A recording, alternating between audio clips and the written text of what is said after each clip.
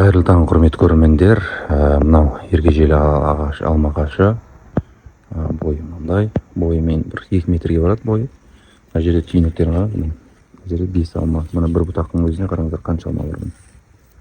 Бір жағынан бұл қуантарлық нәрсе, бірақ бұның бәрі қараңыз мына жерде. Мысалы бір жерде санайық, мына жерде 5 алма бар.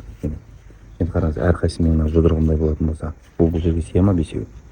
Яғни сиғанның өзінде олар бір-бірін сығуы мүмкін. Дұрыс қоректіліме жетіспейтін болса, онда олай өспей қалуы мүмкін. Сол үшін мұның сирету жұмысын жасауымыз керек. Сирету жұмысы негізі үлкен бақтарда міндетті түрде жасалынатын шара болып саналады.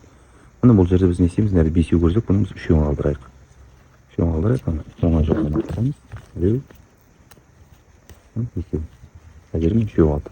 Сондықтан енді осы үшеуі жақсылап пісуіне, жақсылап өсуіне, жақсы дамуына күшті көмегін тигізеді.